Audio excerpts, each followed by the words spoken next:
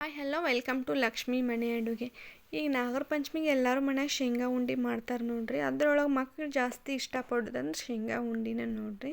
ಇದು ಮಕ್ಕಳಿಗೆ ಇಷ್ಟ ಅಲ್ಲ, ದೊಡ್ಡವ್ರಿಗೂ ಭಾಳ ಇಷ್ಟ ಆಕತಿ. ಇವತ್ತಿನ ಈ ವಿಡಿಯೋದಾಗ ನಾ ಹೆಂಗೆ ಶೇಂಗಾ ಉಂಡೆ ಮಾಡ್ತೇನೆ ಅಂತ ತೋರ್ಸಾಕತ್ತೇನೆ ನೋಡ್ರಿ. ನಾನೀಗ ಇಲ್ಲಿ 2.5 ಬೌಲ್ನಷ್ಟು ಶೇಂಗಾ ತೊಗೊಂಡೇನಿ, ಅಂದರೆ ಅರ್ಧ kg ಅಷ್ಟು. ಗ್ಯಾಸ್ ಉರಿನ ಮೀಡಿಯಮ್ ಫ್ಲೇಮ್ನಾಗ ಇಟ್ಕೊಂಡು ಪೂರ್ತಿ ಎಲ್ಲ ಹುರ್ಕೊಳಕತ್ತೇನೆ ನೋಡ್ರಿ. ಆದಷ್ಟು ಗ್ಯಾಸ್ ಉರಿನ ಮೀಡಿಯಮ್ ಫ್ಲೇಮ್ನಾಗ ಇಟ್ಕೊಂಡು ಹುರ್ಕೋಬೇಕಾಕೈತಿ. ಉರಿ ಜಾಸ್ತಿ ಆದರೆ ಇದ್ದು ಮ್ಯಾಲಷ್ಟು ಹುರಿದಂಗೆ ಕಾಣಿಸ್ತೈತಿ, ಒಳಗೆಲ್ಲ ಹಸಿ ಇರ್ತೈತಿ ನೋಡ್ರಿ. ಇದ್ರದ್ದು ಕಲರ್ ಎಲ್ಲ ಚೇಂಜ್ ಆಗೈತಿ. ಚೇಂಜ್ ಆಗಿ ಇದ್ರದ್ದು ಚಟಪಟ ಅನ್ಬೇಕ್ರಿ ಶೇಂಗಾ, ಅಲ್ಲಿ ತನಕ ಹುರ್ಕೋತೇನೆ ನೋಡ್ರಿ. ಇಲ್ಲಿ ಕೈಲಿಂದ ಪ್ರೆಸ್ ಮಾಡಿದರೆ ಇದ್ರದ್ದು ಶಿಪ್ಪಿ ಎಲ್ಲ ಬಿಡತೈತಿ. ಈಗ ಇದನ್ನು ಗ್ಯಾಸ್ ಆಫ್ ಮಾಡಿ ಇದನ್ನು ಪೂರ್ತಿ ತಣ್ಣಗೆ ಹಾಕಿಬಿಡ್ಬೇಕು ನೋಡ್ರಿ. ನೀವು ಇದಕ್ಕೆ ಎಳ್ಳನ್ನು ಸೇರಿಸ್ಕೋಬಹುದು ಮತ್ತು ಕೊಬ್ಬರಿ ಪುಡಿನೂ ಸೇರಿಸ್ಕೋಬೋದು ನೋಡ್ರಿ. ಅಂದರೆ ಟೇಸ್ಟ್ ಇನ್ನೂ ಚಲೋ ಇರ್ತದೆ ನೋಡ್ರಿ. ಇದು ಪೂರ್ತಿ ತಣ್ಣಗೆ ಆಗೈತಿ. ಇದನ್ನ ಶಿಪ್ಪಿ ಬಿಡಿಸ್ಕೊಳತ್ತೇನೆ. ಇದನ್ನು ನೀವು ಕೈಲಿಂದ ಆದರೂ ಬಿಡಿಸ್ಕೋಬೋದು, ಈ ಥರ ಗ್ಲಾಸ್ನಿಂದ ಆದರೂ ಬಿಡಿಸ್ಕೋಬೋದು. ಇಲ್ಲ ನಮಗೆ ಇದು ಯಾವುದೂ ಆಗೋಲ್ಲ ಅಂತಂದ್ರೆ ಮಿಕ್ಸಿಗಾದರೂ ಹಾಕೋಬೋದು ನೋಡ್ರಿ. ಇದನ್ನೆಲ್ಲ ಶಿಪ್ಪಿ ಬಿಡಿಸ್ಕೊಂಡೇನೆ, ಇದನ್ನ ಕೇರ್ಕೊಂಬರ್ತೇನೆ. ಇದೆಲ್ಲ ಕೇರ್ಕೊಂಡು ಬಂದಾದ್ಮೇಲೆ ನಿಮಗೆ ತರಿ ಬೇಕಂದ್ರೆ ಮಿಕ್ಸಿಗೂ ಹಾಕೋಬೋದು ನೋಡ್ರಿ.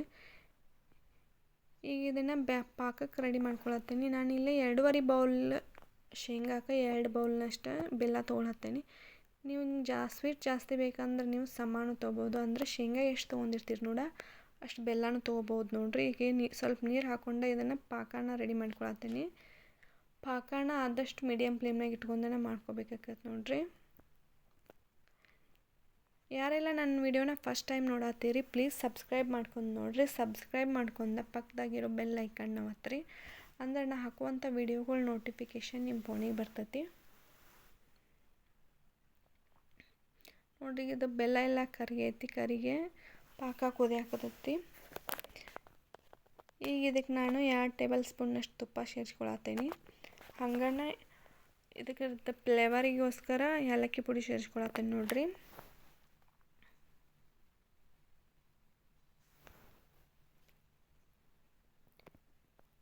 ಇದಂತೂ ಭಾಳ ಬೇಗನೆ ಆಗಿಬಿಡ್ತೈತೆ ನೋಡ್ರಿ.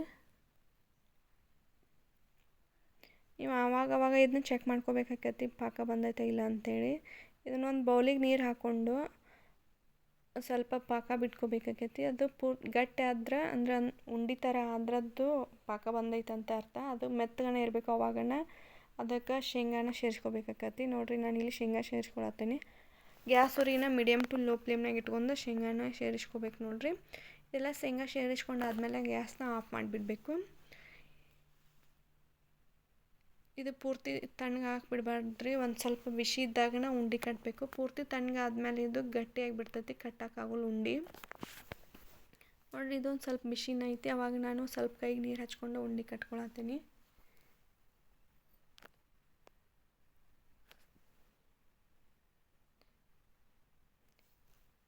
ಈ ಶೇಂಗಾ ಉಂಡೆ ಕಟ್ಟೋದಂತೂ ಭಾಳ ಈಜಿ ಐತೆ ನೋಡ್ರಿ. ನಿಮ್ಗೆ ಇದು ಉಂಡೆ ನೈಸಾಗಿ ಬೇಕಂದ್ರೆ ಒಂದು ಸ್ವಲ್ಪ ಕಡೆ ಕೈನ ಮೇಲೆ ಹಾಕೊಂಡು ಒಳ್ಳೆಯಾಡ್ಸ್ಕೋಬೇಕಾಗತ್ತೆ ನೋಡ್ರಿ. ನಿಮಗೆ ಈ ವಿಡಿಯೋ ಇಷ್ಟ ಆದ್ರೆ ಒಂದು ಲೈಕ್ ಮಾಡಿರಿ, ಶೇರ್ ಮಾಡಿರಿ. Thanks for watching.